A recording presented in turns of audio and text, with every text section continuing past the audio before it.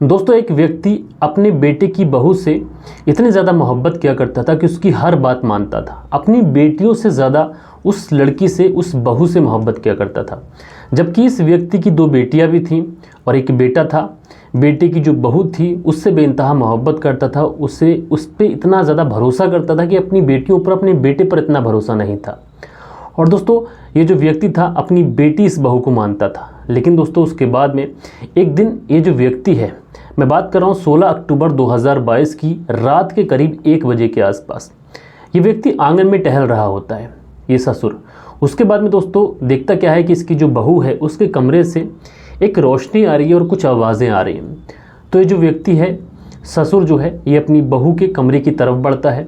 किवाड़ से जो दरवाज़ा होता है, मेन वाला जो गेट होता है, वहाँ से देखने की कोशिश करता है तो उस व्यक्ति को कुछ दिखाई नहीं पड़ता। इसलिए अब ये खिड़की की तरफ बढ़ता है और खिड़की में एक हल्की सी दराज, जिसको बोलते हैं आपकी लैंग्वेज में जो बोलते हो दराज, एक सांकी सी होती है, उसमें से जब ये देखने की कोशिश करता है तो देखता क्या है कि कमरे के अंदर जो इसके बेटे की बहू है उसने तन पर एक भी कपड़ा नहीं डाला है और कमरे के अंदर भरपूर रोशनी है। इसकी जो बेटे की बहू है ये उस कमरे के अंदर शीशे की तरह चमक रही है। जब ये ससुर इस तरीके से अपनी बहू को देखता है तो इसी बीच में जो इसकी बहू है उसको आभास होता है कि उसको शायद खिड़की से कोई देख रहा है। और उसके बाद में वो जो बहू है वो जब आगे बढ़ती है तो देखती क्या है कि जैसे ही दरवाज़ा खोलती है तो देखती क्या है कि सामने उसका ससुर खड़ा है। और दोस्तों, उसके बाद जो होता है, यकीनन दोस्तों आप लोग भी सुनेंगे तो आप लोग हैरत करेंगे और आप लोग ये सोचेंगे कि किस तरीके से लोग रिश्तों को तार तार कर रहे हैं। तो आज की घटना में क्या हुआ था, परत दर परत मैं आप लोग को बताऊंगा। आप बस वीडियो में अंत तक बने रहें। कल के दिन जिन लोगों ने भी कमेंट्स किए थे उनके सारे लोगों के कमेंट्स मैं वीडियो के अंत में अपने व्यूअर्स के साथ में शेयर करूंगा। और दोस्तों, अगर आप लोग कोई कमेंट्स करना चाहते हैं, किसी का बर्थडे विश करना चाहते हैं, किसी की सालगिरह शादी की अगर उसको विश करना चाहते हैं, किसी को डेडिकेट करना चाहते हैं तो आप लोग कमेंट्स कर दीजिए। और दोस्तों, मैं हूं आप सभी का अपना शावेज़ मलिक और हाजिर हूं दोस्तों आप लोग के सामने एक और क्राइम की कहानी को लेके, एक और क्राइम की घटना को लेके। दरअसल दोस्तों, आज की जो घटना मैं आप लोग को सुनाने जा रहा हूं, आज की जो कहानी मैं आप लोग को सुनाने जा रहा हूं, ये जो घटना है ये राजस्थान प्रदेश की है। और राजस्थान प्रदेश का एक शहर है भरतपुर। और दोस्तों, यहीं का एक थाना पड़ता है चिकसाना थाना। और दोस्तों, चिकसाना थाने के अंतर्गत एक गाँव आता है नोह। और दोस्तों, यहीं पे मैं बात कर रहा हूँ 29 मई 2022 की शाम 6 से 6:30 बजे के आसपास। एक परिवार है, इस परिवार के अंदर एक बहू है और ये जो बहू है ये किचन के अंदर खाना बना रही होती है। और उसी समय ये अपने मोबाइल से एक मैसेज टाइप करती है और मैसेज में लिखती है कि आई मिस यू, और मुझे तुम्हारी बहुत याद आ रही है और मन कर रहा है कि मैं तुमसे मिलूं। अब जैसे ही ये मैसेज टाइप कर कर उसको सेंड करती है तो सामने वाले व्यक्ति पे जो मैसेज पहुंचता है उसका नाम है भगेंद्र उर्फ भोला।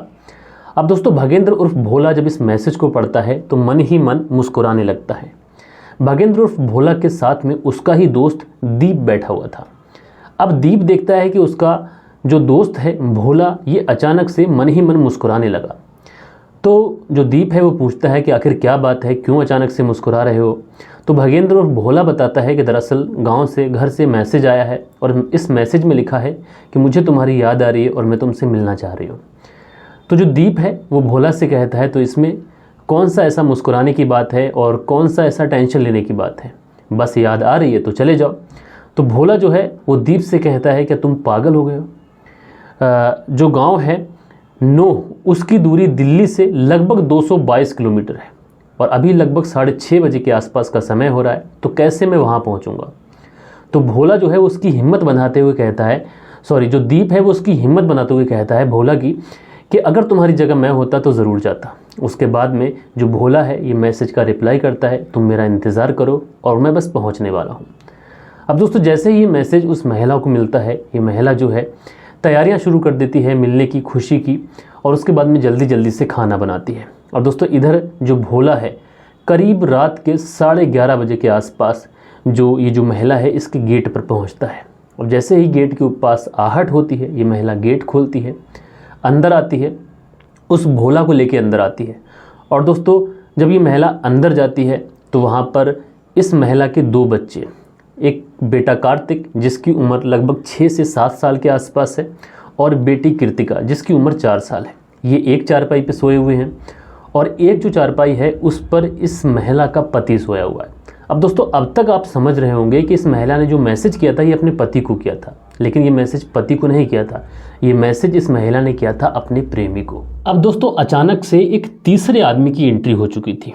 पति पवन कुमार सोया हुआ था और ये जो पत्नी इसकी रीमा है ये अपने प्रेमी को घर के अंदर लेके आ चुकी थी। और दोस्तों घर परिवार के जो लोग थे वो सारे के सारे सो रहे थे, किसी को कानो कान खबर नहीं थी कि आखिर चल क्या रहा है।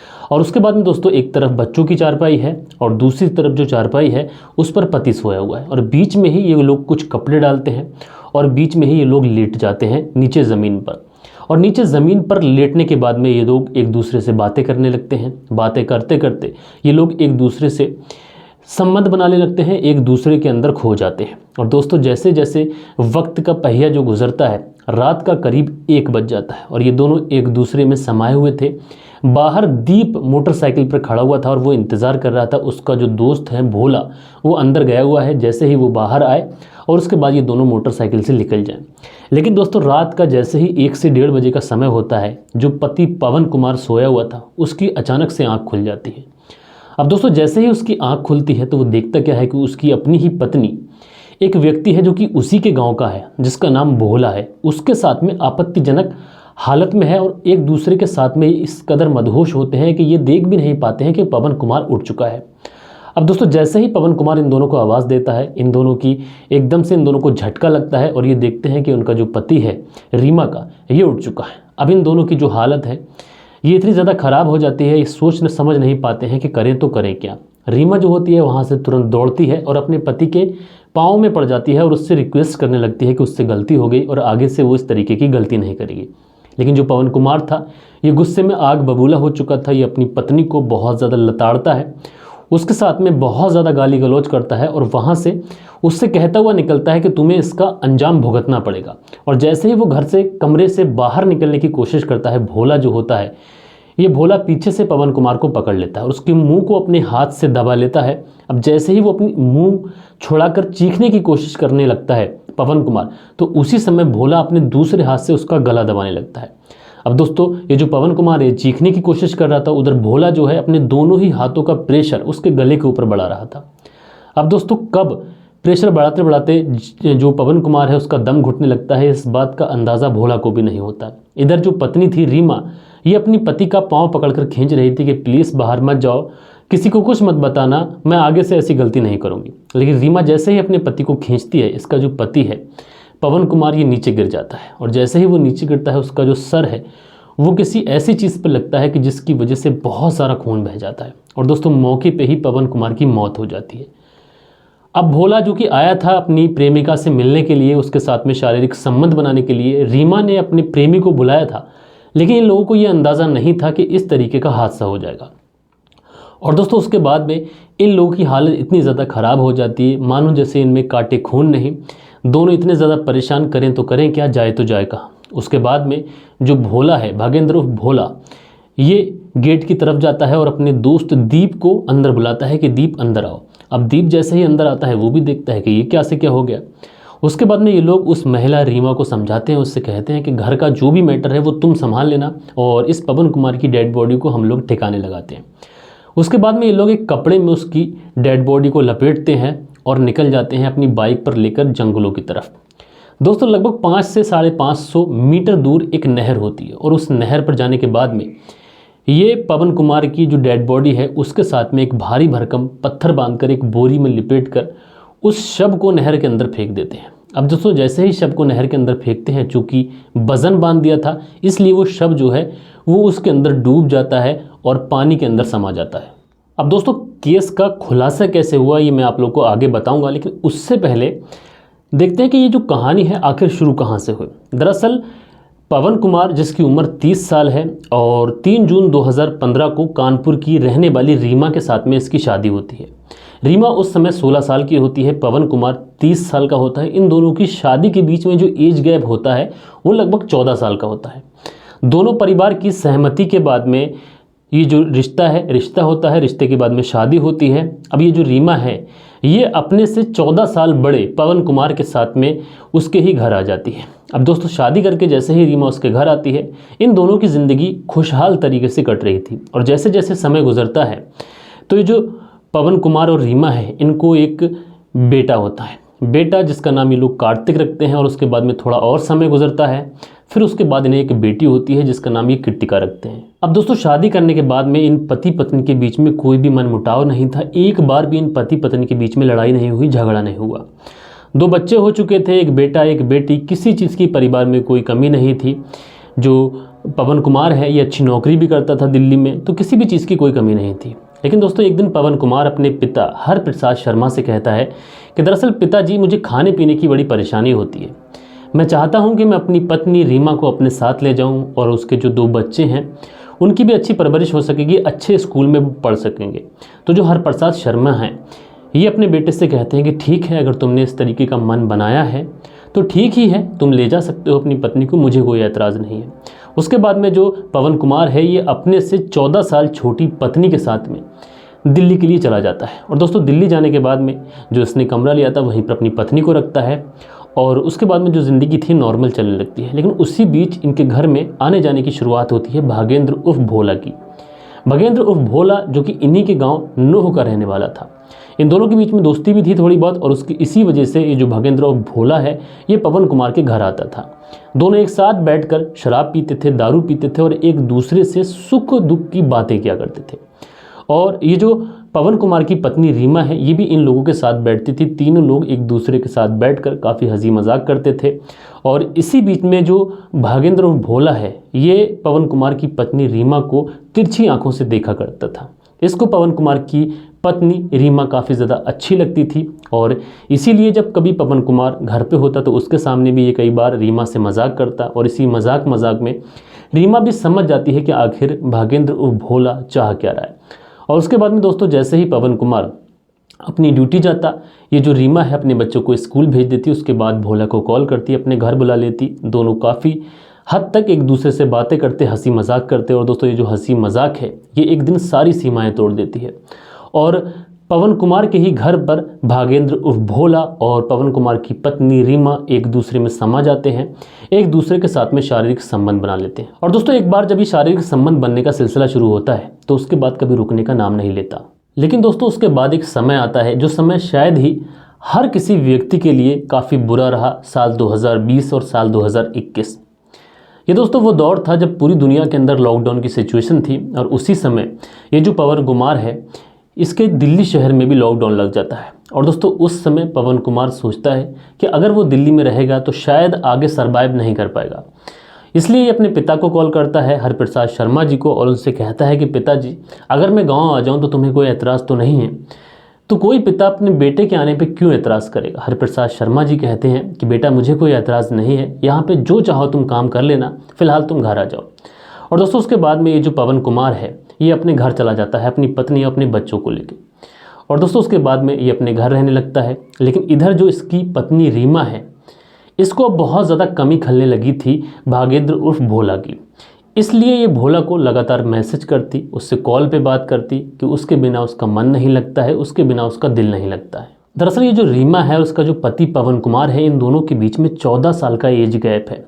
और इसी वजह से कहीं ना कहीं जो पवन कुमार है ये अपनी पत्नी को वो सुख नहीं दे पाता था जो एक पत्नी चाहती है। और दोस्तों इसी वजह से इसका मन अपने पति में कम और भोला में ज़्यादा लगता था। और दोस्तों उसके बाद में जब भी भोला गांव आता था तो ये दोनों एक प्लानिंग बनाते थे। रीमा और भोला प्लानिंग बनाते थे कि जब भी तुम गांव आओ तो मुझे पहले बता देना, क्योंकि उसके परिवार में जो भी लोग हैं, पति, सास, ससुर और 2 ननद और 2 बच्चे, इन सब को उनके खाने में मैं कोई नशीला पदार्थ दे दूंगी, उसके बाद में तुम जब चाहो मेरे घर आ सकते हो। और इसी तरीके से ये लोग करते।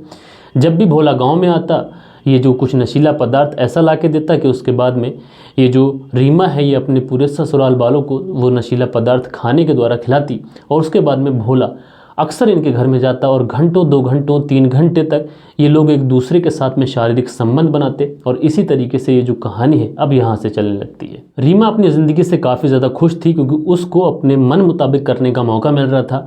उधर जो भोला है उसको भी काफ़ी ज़्यादा खुशी मिल रही थी, वो भी अपनी ज़िंदगी में काफ़ी ज़्यादा खुश था। लेकिन पवन कुमार को इन सारी चीज़ों की कानो कान भी खबर नहीं थी। उसको नहीं पता था कि उसकी पत्नी का चक्कर उसमें उसके ही गांव में रहने वाले एक भोला नाम के लड़के के साथ में चल रहा है। भोला जो कि गांव में कम और शहर में ज़्यादा रहता था। और दोस्तों इसी तरीके से सब कुछ चलता रहता है। जब भी इस रीमा का मन करता ये जो भोला है उसको कॉल करती, उसको बुलाती, ये दोनों एक दूसरे के साथ में संबंध बनाते। इसी तरीके से ये कहानी चल रही थी। इसी तरीके से 29 मई 2022 को ये जो रीमा है ये भोला को मैसेज करती है, उससे कहती है कि आई मिस यू, मुझे तुम्हारी बहुत याद आ रही है और मेरा मन कर रहा है कि मैं तुमसे मिलूं। और ये मैसेज पाते ही भोला जो है वो उसके वहाँ पे आ जाता है और उसके बाद में ये पूरा काम होता है। अब दोस्तों 29 मई 2022 की रात जो रीमा है इसके पति की हत्या हो चुकी थी और उसके बाद में इसके पति को एक बड़ा सा पत्थर बांधकर उन लोगों ने नहर के अंदर डाल दिया था। और दोस्तों 29 मई 2022 को ये जो पवन कुमार है ये गायब हुआ था। अगले ही दिन जिसके परिवार वाले लोग हैं वो थाने में जाते हैं और रिपोर्ट लिखाते हैं कि कल रात से उनका जो बेटा है वो गायब है। दरअसल जब उसकी पत्नी से पूछा जाता है कि आखिर तुम्हारे साथ सोए थे पवन कुमार, गए तो गए कहाँ, तो रीमा बताती है कि हम सब लोग साथ तो सोए थे, लेकिन सुबह को जब मैं उठती हूँ तो देखती क्या हूँ कि जो मेरे पति हैं पवन कुमार वो बिस्तर पर नहीं है और उसके बाद से अभी तक लौट के नहीं आए। अब दोस्तों पुलिस अपनी पूछताछ करती है, पुलिस अपनी छानबीन शुरू करती है। इधर जो रीमा है इसके ऊपर हरप्रसाद शर्मा बहुत ज़्यादा भरोसा करते थे, इसलिए पुलिस के सवाल, जब भी पुलिस अपने सवाल करती है हरप्रसाद शर्मा उसकी ढाल बनकर उसके सामने आ जाते हैं और पुलिस से अक्सर यही कहते कि उनकी जो बहू है वो इस तरीके का काम कर ही नहीं सकती, मेरे बेटे के साथ कुछ गलत कर ही नहीं सकती, क्योंकि उनको अपनी बहू के ऊपर इतना भरोसा था कि अपनी दोनों बेटियों के ऊपर भी उतना भरोसा नहीं करते थे और अपने बेटे के ऊपर भी इतना भरोसा नहीं करते थे, क्योंकि उनका जो बेटा था पवन कुमार अक्सर शराब पीता था और कुछ ऐसे काम भी करता था कि जो हरप्रसाद शर्मा को बिल्कुल भी पसंद नहीं थे। इसलिए ये अपनी बहू को अपनी बेटी से भी ज़्यादा बढ़ के मानते थे और उस पर इतना ज़्यादा भरोसा करते थे कि किसी के कहने से भी वो अपनी बहू के ऊपर शक भी नहीं कर सकते थे। दोस्तों इधर दिन पे दिन गुजर जा रहे थे लेकिन पवन कुमार का कहीं से भी कोई पता नहीं मिल रहा था। रिश्तेदार, परिवार वाले सब परेशान थे और सब हैरान भी थे कि आखिर पवन कुमार ऐसे जा कहाँ सकता है। पुलिस अपनी लगातार छानबीन कर रही थी और दोस्तों इसी बीच में चिकसाना पुलिस को शक भी होता है पवन कुमार की पत्नी के ऊपर। लेकिन जब पवन कुमार की पत्नी के बारे में पुलिस कहती है कि मुझे आपकी बहू से बात करनी है, तो जो ससुर है ये कहते हैं कि मैं अपनी बहू पर बहुत ज़्यादा भरोसा करता हूँ और वो मेरे बेटे के साथ में कुछ भी गलत नहीं कर सकती। और उसके बाद में दोस्तों पुलिस अपनी छानबीन जारी रखती है और उसके बाद में धीरे धीरे समय गुजरता है और उसके बाद में दोस्तों एक डेट आती है 16 अक्टूबर 2022। दरअसल ये जो महिला रीमा थी अब ये फिर से उस व्यक्ति से मिलने लगी थी, यानी भोला से मिलने लगी थी और बीच बीच में ये उसको अपने घर भी बुलाती और ये फिर से एक मैसेज करती है भोला को और उससे कहती है कि मेरा मन कर रहा है कि मैं तुमसे मिलूं और मुझे तुम्हारी बहुत याद आ रही है। और दोस्तों ये जो वक्त था ये 16 अक्टूबर 2022 का दिन था। अब दोस्तों 16 अक्टूबर 2022 का वो दिन था जब भोला जो है वो रीमा से मिलने के लिए उसके घर आ जाता है। और दोस्तों इधर जो हरप्रसाद शर्मा थे ये अपने आंगन में टहल रहे थे, इनको अपनी बेटे की याद आ रही थी और ये सो भी नहीं पा रहे थे। ये यही सोच रहे थे कि आखिर उसका जो बेटा है जिसका नाम पवन कुमार है आखिर ऐसा क्या हुआ कि वो कहाँ चला गया, किसी को कानो कान खबर नहीं है। इसलिए ये परेशान थे, हैरान थे। लेकिन इसी बीच में देखते क्या है कि इसकी जो बहू है पवन कुमार की जिसका नाम रीमा है इसके कमरे की लाइट जल रही है। अब ये जो ससुर जी हैं ये तुरंत उसके कमरे की तरफ बढ़ते हैं, गेट से देखने की कोशिश करते हैं तो कुछ दिखाई नहीं पड़ता है, इसलिए ये खिड़की की तरफ जाते हैं और खिड़की के पास में जब ये पहुंचते हैं तो देखते क्या है एक हल्की सी दराज है, एक हल्का सा ऐसी जगह है, कुछ स्पेस है जहाँ से ये देखने की कोशिश करते हैं तो देखते क्या है कि जो इनकी बहू है रीमा वो एक तरीके से पूरी तरीके से नग्न अवस्था में है। ना तो उसने साड़ी पहन रखी है, ना तो उसने अंडरगारमेंट्स पहन रखे हैं। इस तरीके की अवस्था में है कि कमरे की लाइट जल रही है, उस कमरे की लाइट में ये बहू शीशे की तरह दमक रही है। अब दोस्तों ये ससुर जब इस तरीके से अपनी बहू को देखता है तो ये हैरान हो जाता है और जब एक साइड से देखने की कोशिश करता है तो वहाँ पर एक व्यक्ति और होता है जिसका नाम भागेंद्र और भोला, उसके साथ में इनकी बहू आपत्तिजनक हालत में होती है। अब जैसे ही बहू को एहसास होता है कि खिड़की से कोई देख रहा है, ये आकर खिड़की खोल देती है तो देखती कि है सामने ससुर खड़े हैं। अब दोस्तों उसके बाद में ये ससुर जो है इस बात का विरोध करते हैं और विरोध करने के बाद में जब ये कहते हैं कि ये सब कुछ ठीक नहीं है तो जो भोला है ये बातों ही बातों में कह देता है कि जो तुम्हारे बेटे के साथ हमने किया वो तुम्हारे साथ भी हो सकता है, इसलिए अगर तुमने ज़रा भी ज़ुबान खोली तो तुम्हारा भी वही अंजाम होगा जो तुम्हारे बेटे का हुआ है। अब दोस्तों जब इस प्रकार की बातें हरप्रसाद शर्मा जी सुनते हैं तो वो एकदम से हैरान रह जाते हैं, क्योंकि उनको पहले ये यकीन नहीं था कि इन लोगों ने उनके बेटे की हत्या की होगी। क्योंकि हरप्रसाद शर्मा जी सोचते हैं कि शायद बेटा चला गया, इस वजह से इस बहू ने अवैध संबंध बनाए, लेकिन यहाँ पर तो मामला दूसरा था। इसलिए इस लड़की को कानपुर भेज दिया जाता है और जो भोला है उसको वहाँ से भगा दिया जाता है। अब दोस्तों इसके बाद में ये जो घर वाले हैं ये उस रीमा के कमरे की तलाशी करते हैं। जब कमरे की तलाशी करते हैं तो उसमें बहुत सारी ऐसी चीज़ें मिलती हैं, यानी कि बहुत सारे ऐसे कपड़े मिलते हैं जिस पे खून के धब्बे थे। उसके बाद में सारी बात पुलिस को बताई जाती है और पुलिस भागेंद्र और भोला और रीमा को गिरफ्तार करते हैं। उसके बाद में जब पुलिस इनसे पूछताछ करती है तो ये लोग भी पुलिस के सामने आखिरकार टूट जाते हैं और अपना इकबाल जुर्म कबूल करते हैं। उसके बाद में दोस्तों पुलिस गंभीर धाराओं में मुकदमा दर्ज कर इन लोगों को जेल भेजती है।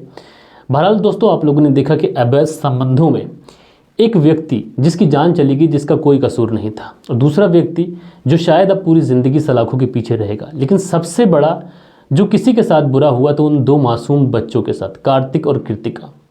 बिना माँ बाप के बच्चे किस तरीके से पलते हैं शायद ये बताने की ज़रूरत नहीं है। इसका पेन उस इंसान से पूछा जाए जिसके माता पिता नहीं होते। अब इनकी माँ जेल जा चुकी थी, पिता अब इस दुनिया में नहीं थे, इसलिए इन बच्चों की परवरिश कैसे होगी ये अपने आप में एक बड़ा सवाल है। बहरहाल दोस्तों इस घटना को सुनाने का मतलब किसी का दिल दुखाना या फिर ठेस पहुंचाना नहीं है, बल्कि आप लोगों को सतर्क करना है। और दोस्तों अब वक्त होता है आप लोगों ने जो भी कमेंट्स किए हैं उन कमेंट्स को पढ़ने का। सो दोस्तों कल के दिन जो हमारे कुछ कमेंट्स आए हैं, इसमें जादू नाम की आईडी है और ये लिखते हैं कि इनका नाम शाहबुद्दीन है और ये बोलते हैं कि भैया बैकग्राउंड में ये आपका जो ब्लैक कलर है इसको हटा कर कोई और कलर लगाओ, बैकग्राउंड लगाओ। तो भाई अभी हमारा जो स्टूडियो है ये एक तरीके से पूरी तरीके से हमने इसको डेवलप नहीं किया है, इसलिए बैकग्राउंड हमने ब्लैक रखा है। आप देख रहे हैं कि मेरी शर्ट पर काफ़ी ज़्यादा पसीना है क्योंकि फ़ैन ऑफ करना पड़ता है। इसलिए अभी नया स्टूडियो हमारा तैयार हो रहा है और कुछ ही दिनों में वो नया स्टूडियो तैयार हो जाएगा। उसके बाद में आप लोगों को डिफरेंट टाइप के बैकग्राउंड देखने को मिलेंगे। और उसके बाद में दोस्तों जो अगला कमेंट्स है वो कमेंट्स है, यहाँ पे आप लोग देख सकते हैं। ये क्या है, मलिक गेमिंग करके है और ये लिखते हैं हमारी जो पोस्ट की थी हमने 4000 सब्सक्राइबर की, ये लिखते हैं कि 100 के सून। तो आपका प्यार अगर बना रहेगा तो 100 के सब्सक्राइबर को हम बहुत जल्द टच करेंगे। और उसके बाद में जो अगला जो कमेंट्स है ये क्या है, दिव्या कुमारी ने, और ये लिखती हैं क्या ये सच है, ये मनमानी कहानी बनाई गई है, ये किस धर्म के लोग हैं। तो यहाँ धर्म वगैरह तो नहीं पता था लेकिन न्यूज़ थी और उसके बाद में इस न्यूज़ को हमने कवर किया था। तो कोई कहानी मनगढ़ंत नहीं है, आप अगर गूगल करेंगे तो ये सारी कहानियाँ आप लोग को मिल जाएंगी। उसके बाद में हमने जो 4000 सब्सक्राइबर का जो पोस्ट किया था उसमें कॉन्ग्रेचुलेशन लिखते हैं हमें और कहते हैं hope you will go very far and stay blessed. इनका नाम है सोमी मार। तो भाई आपका बहुत बहुत धन्यवाद कि आपने हमारी वीडियोस पे, हमारे थंबनेल पे, हमारे फ़ोटोज़ पे कमेंट्स किया। उसके बाद में जो अगला कमेंट्स है ये सुनील कुमार हैं, ये लिखते हैं सभी लोगों को फांसी होना चाहिए, तो कानून के हिसाब से उनको सज़ा मिलेगी। उसके बाद में सोमी हमार अगले लिखते हैं आपकी आवाज़ बहुत अच्छी है, I started listening to you from Arunachal Pradesh. तो सोमी जी आपका बहुत बहुत धन्यवाद कि आप अरुणाचल प्रदेश से हमारी कहानी सुनते हैं। उसके बाद में विमल कुमार हैं, very nice reporter with good voice. तो आपका बहुत बहुत धन्यवाद, बहुत बहुत आभारी हूँ कि आपने कमेंट्स किया। उसके बाद में अनीता सक्सेना है, very sad news I am speechless. तो कुछ कहानी ऐसी होती हैं कि जिसमें समझ नहीं आता है कि इंसान क्या कहे, आप बिल्कुल सही हैं। उसके बाद में जो आप देखेंगे जो अगला कमेंट्स है ये लिखते हैं यूज़र ओए करके और इन्होंने जो लिखा है वो लिखा है आप बहुत अच्छी कहानी सुनाते हैं। तो आपका बहुत बहुत धन्यवाद कि आप हमें इतना प्यार दे रहे हैं। उसके बाद में एस शर्मा यानी संजीव शर्मा हैं, फतेहाबाद आगरा से हमारी कहानी सुनते हैं। उसके बाद यूज़र क्यू करके आईडी है और ये लिखते हैं आई एम बब्बू भाई फ्रॉम दिल्ली। तो बब्बू भाई आपका बहुत बहुत धन्यवाद। उसके बाद में आप देखेंगे यहाँ पे सभी लोगों को किल करो, ये इस तरीके का कमेंट शायद इन्होंने स्टोरी के बारे में किया है, अपना व्यू रखा है। उसके बाद में आज़ाद लिखते हैं तौकीर आज़ाद बिहार का रहने वाला हूँ और विशाखापट्टनम में रहता हूँ और आपकी कहानी हमेशा सुनता हूँ। तो भाई आपका बहुत बहुत धन्यवाद कि आप हमारी कहानी को सुनते हैं। उसके बाद में इंडियन यूट्यूबर करके आईडी है और ये लिखते हैं many congratulation sir, you deserve million subscriber very soon. तो आपका बहुत बहुत धन्यवाद कि आप इस तरीके का प्यार हमें दे रहे हैं। विमल कुमार आगे लिखते हैं your reporting is very impressive. तो भाई आपका बहुत बहुत धन्यवाद, थैंक यू। उसके बाद में सन्नी मेहरा लिखते हैं सर ऐसे ही वैसी दरिंदों को फ़ोटोज़ भी शेयर किया करो। तो देखो कुछ ऐसी कहानियाँ जब आती हैं तो उसमें क्रिमिनल की फ़ोटो शो नहीं किया जाते हैं क्योंकि गूगल पे भी शो नहीं किए जाते हैं, इसलिए हम भी शो नहीं कर पा रहे हैं। और उसके बाद में सुबोध कुमार हैं, वो लिखते हैं your story telling method is nice but try to improve voice quality, audio is not so good. Subodh Kumar BSF Siliguri. तो भाई सुबोध कुमार जी जो वॉइस का मैटर है ये एक्चुअल में क्या है, अभी मैं बोया M1 का माइक यूज़ कर रहा हूँ, तो बहुत जल्द ही मैं रॉड का माइक लेने वाला हूँ, तो जो थोड़ा एक्सपेंसिव है। तो चैनल जैसे जैसे ग्रो होगा उसके बाद मैं नया माइक लूँगा, तो आपको जो वॉइस की प्रॉब्लम दिख रही है वो शायद ही दूर हो जाएगी।